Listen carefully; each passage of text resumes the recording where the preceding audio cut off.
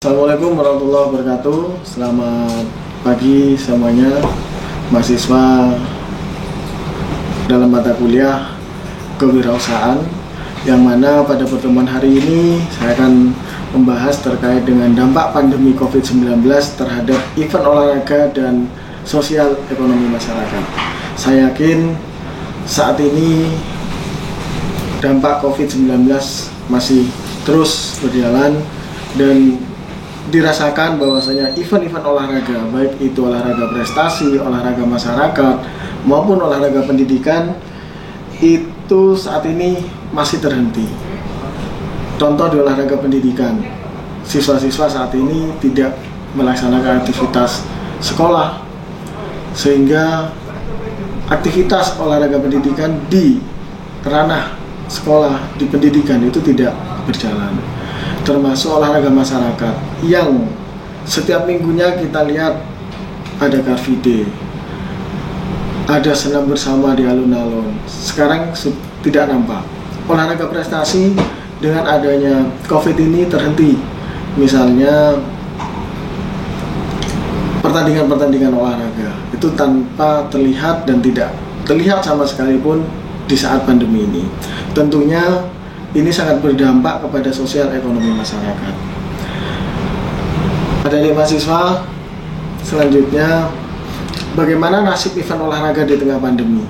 Seperti saya bilang tadi, kita tahu bahwasanya olahraga memberikan kontribusi bagi perkembangan sosial ekonomi masyarakat. Dan ini sangat dirasakan. Contoh, di saat sebuah event olahraga, di saat sebuah pertandingan olahraga, ada yang namanya pertandingan, contoh misalnya pertandingan sepak bola atau pertandingan voli. Kita tidak usah jauh-jauh ke event-event nasional. Di event kampung itu sangat dirasakan. Misalnya ada yang namanya event persahabatan sepak bola antar klub A dan klub B atau desa A ke desa B. Itu perkembangan sosial masyarakat sangat terjalin. Misalnya ada yang jualan, itu sangat berdampak pada ekonomi masyarakat. Pandemi virus COVID-19 ini sontak membuat jalannya berbagai kompetisi olahraga sangat terhenti. Olahraga prestasi, pertandingan baik itu pertandingan sepak bola, bola voli, tenis dan sebagainya itu terhenti. Karena apa? Tidak bisa melaksanakan event-event pertandingan olahraga. Sejak pandemi COVID-19 menyebar, pemerintah di berbagai negara mulai memberlakukan protokol kesehatan secara ketat, seperti peraturan menjaga jarak dan pembatasan sosial berskala besar yang pastinya mengganggu perhelatan olahraga dan sejumlah aspek lainnya. Untuk menjaga kesehatan atlet dan pihak lain yang terlibat, sebagian besar perhelatan olahraga baik tingkat nasional, regional maupun internasional dibatalkan atau ditunda untuk sementara waktu. Contoh misalnya pelaksanaan PON, pelaksanaan Pekan Paralimpik Nasional yang akan dilaksanakan pada bulan Oktober 2020 ini turut berdampak akibat kondisi COVID-19 ini. Ajang olahraga internasional, olimpiade dan paralimpiade tahun ini juga mundur. Ini tidak terjadi di event nasional saja, namun di event internasional juga mundur. Sehingga mundurnya kapan? Sementara tanggal 2021. Akan tetapi ketika 2021 itu masih berlanjut pandemi COVID, ya kita masih menunggu dan menunggu lagi. Sehingga keputusan nantinya akan tetap terjaga. Dengan ditundanya sejumlah perhelatan olahraga berskala besar, atlet profesional terpaksa menjadwalkan ulang program latihannya agar kebugaran tubuh mereka tetap terjaga selama berada di rumah. Hal ini yang dirasakan dengan ditundanya sejumlah perhelatan dan ancaman pemusatan kontrak dengan sponsor yang ditandatangannya. Misalnya atlet-atlet yang memang kontrak dengan sponsor, harusnya dia tampil dalam sebuah event, dia akan tertunda kontrak sponsornya. Nah, ini juga berdampak kepada sosial ekonomi masyarakat, tentunya khususnya di atlet. Selain atlet profesional, pihak-pihak yang ambil bagian dalam industri olahraga juga ikut merasakan imbasnya. Kita ketahui dalam industri olahraga ada banyak sekali bisnis seperti penyelenggaraan liga, usaha perjualan, pariwisata, infrastruktur, transportasi, catering, dan penyiaran media. Nilai ekonomi dari industri olahraga yang sangat fantastis pastinya terancam mengalami penurunan akibat bisnis dalam industri olahraga tidak berjalan normal. Nah, di sini nampak sekali bahwasanya industri olahraga di sini akan terhenti. Karena apa?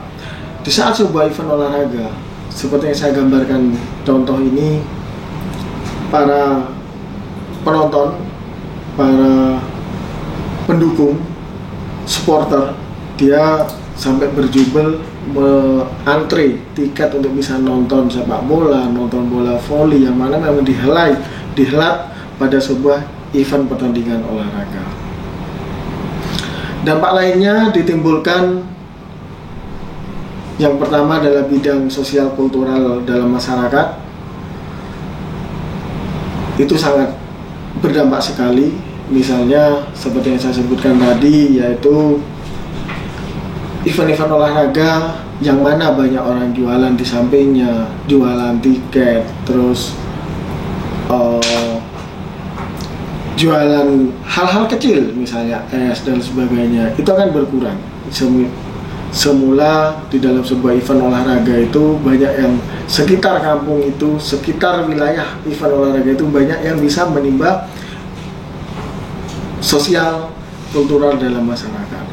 Penutupan institusi pendidikan di seluruh dunia itu sudah pasti dan kita rasakan. Penutupan fasilitas olahraga, banyak fasilitas olahraga di Indonesia saat ini ditutup karena dampak pandemi. Misalnya pusat kebugaran, fitness, kolam renang, pusat olahraga yang ada di stadion-stadion saat ini ditutup karena ini adalah dampak dari pandemi. Himbauan pemerintah, pandemi COVID-19 turut mengakibatkan penutupan pusat kebugaran, stadion, kolam renang,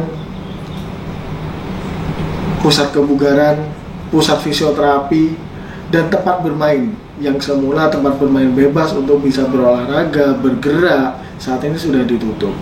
Akibatnya, banyak orang yang tidak dapat berolahraga secara individu maupun kelompok. Bahkan untuk kegiatan fisik di luar rumah, mereka mengalami hambatan. Ini adalah beberapa contoh. Polisi saat ini merazia keramaian di pusat kebugaran. Pusat-pusat kebugaran ditutup. Ditutupnya mulai informasi-informasi ini sudah terus berjalan. Pusat kebugaran, kolam renang juga ditutup. Nah, apa konsep sport event ketika masa pandemi corona ini? Jadi sport event di saat pandemi itu jangan malah tertutup, tapi justru kita harus bisa berinovasi, justru kita bisa membuat sebuah inovasi sehingga walaupun di saat pandemi ini tetap kita melaksanakan sebuah event olahraga. Konsep sport event yang selama ini mayoritas dilakukan secara offline harus beradaptasi cepat ke dalam bentuk online. Kita tahu selama ini pertandingan olahraga banyak yang dilaksanakan secara offline, namun mau tidak mau kita secara cepat harus bisa beradaptasi dengan online. Sebelumnya sport event online sudah pernah berjalan, di mana kita dengar ada namanya e-sport, terus sport event secara virtual. Itu perkembangan event saat ini dari waktu ke waktu mengalami peningkatan, sehingga di dalam sebuah event olahraga yang semula kita online, yang semula kita offline, mau tidak mau kita harus bisa berubah cepat, bisa beradaptasi cepat menjadi olahraga yang memang sport eventnya menjadi sport event online.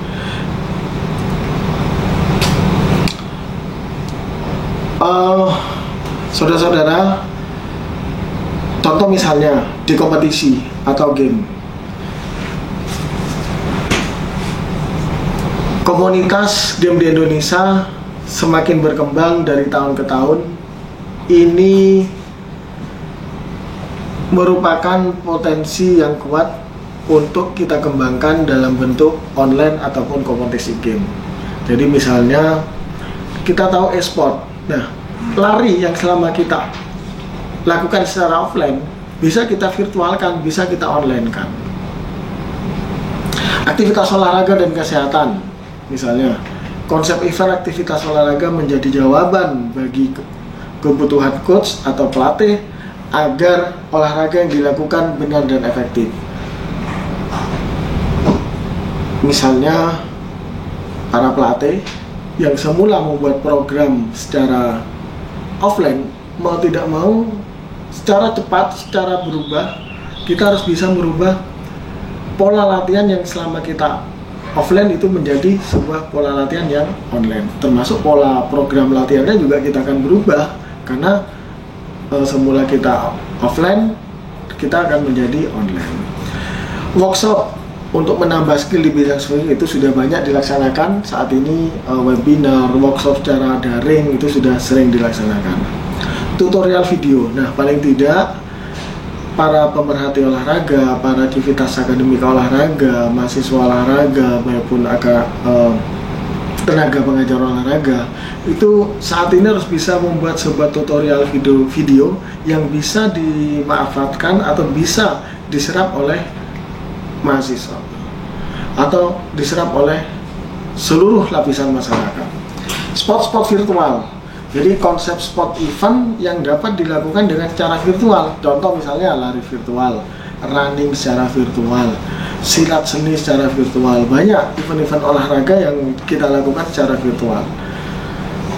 Pentang secara virtual itu sangat bisa. Lah mungkin kendalanya di permainan-permainan yang memang membutuhkan secara kelompok, contoh misalnya bola voli yang harus ada lawannya, ya agak susah kalau memang di-online-kan. Namun di sini tidak menutup kemungkinan tertutup, bisa dibuat sebuah video atau sebuah model pembelajaran atau model latihan yang memang bisa dibuat sebuah untuk meningkatkan aktivitas atau paling tidak menjaga aktivitas atlet untuk bisa terjaga walaupun di masa pandemi ini. Ini beberapa contohnya. Misalnya contoh kemarin kita dengar bahwasanya FKOR pernah mengadakan virtual running, terus lomba kreatif video. Nah ini adalah sebuah inovasi, sebuah adaptasi dari offline menjadi online. Saudara-saudara, pandemi COVID Corona ini bukan menjadi jalan buntu bagi industri event dan hiburan. Beberapa konsep event online yang menarik adalah awal bagi terbukanya perkembangan event online di Indonesia. Event kreator dan eksplor ide dan menggunakan platform untuk menemukan potensi-potensi yang lebih banyak. Sekarang waktunya untuk adaptasi dan inovasi.